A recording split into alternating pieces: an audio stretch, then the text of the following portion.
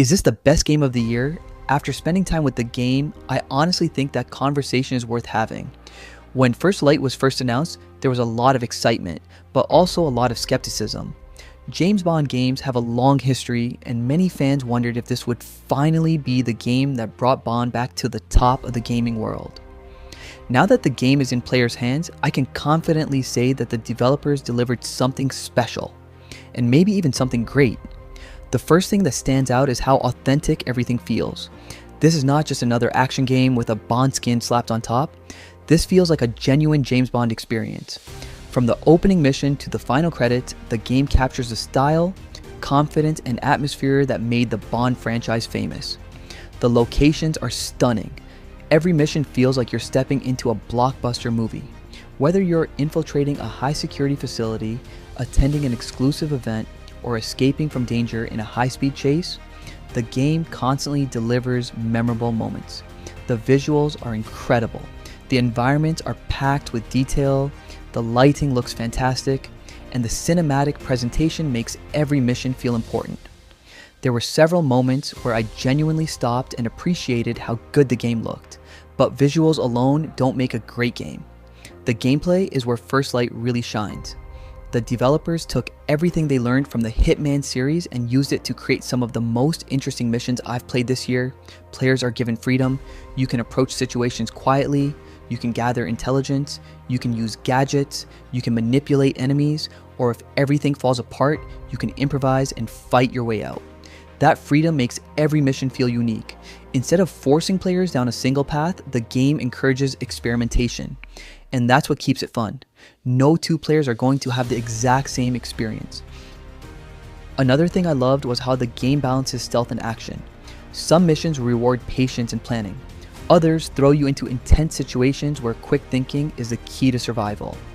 The pacing is excellent. The game knows when to slow things down and build tension, and it knows when to unleash the action. The result is an experience that never feels repetitive. Then there are the gadgets. Because let's be honest, it wouldn't be a Bond game without them. Thankfully, First Light delivers. The gadgets are useful, fun, and actually feel meaningful during missions. They're not just there for show. They become an important part of how you solve problems and complete objectives. The story is another major strength. Without spoiling anything, I found myself invested from beginning to end.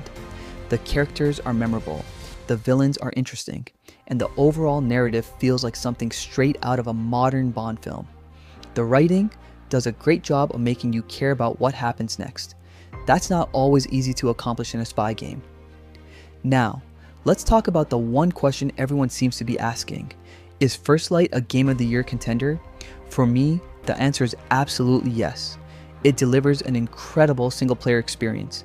It looks fantastic, it plays great, it respects the source material, and most importantly, it's fun. In a year packed with major releases, First Light manages to stand out because it feels different. It doesn't chase trends. It doesn't try to be the next live service game. It doesn't fill the map with endless busy work. Instead, it focuses on delivering a polished, memorable adventure. And honestly, that feels refreshing. Of course, no game is perfect. There are a few minor issues here and there, but none of them were significant enough to take away from the overall experience. The positives far outweigh the negatives. When I look back at the games I've played this year, First Light is definitely near the top of the list. It surprised me. It exceeded my expectations. And it reminded me why James Bond remains one of the most iconic characters in entertainment. Whether you're a longtime Bond fan or someone who simply enjoys great action-adventure games, I think this is a game worth playing. So, is it the best game of the year? That's going to come down to personal preference, but one thing is certain, First Light deserves to be part of that conversation, and that's probably the biggest compliment I can give it. If you enjoyed this video, make sure to hit that like button, subscribe to MMJ Frag Theory, and turn on notifications so you never miss future content. We cover everything gaming, including reviews, first impressions, gaming news, hidden gems, and the biggest releases of the year. See you in the next video.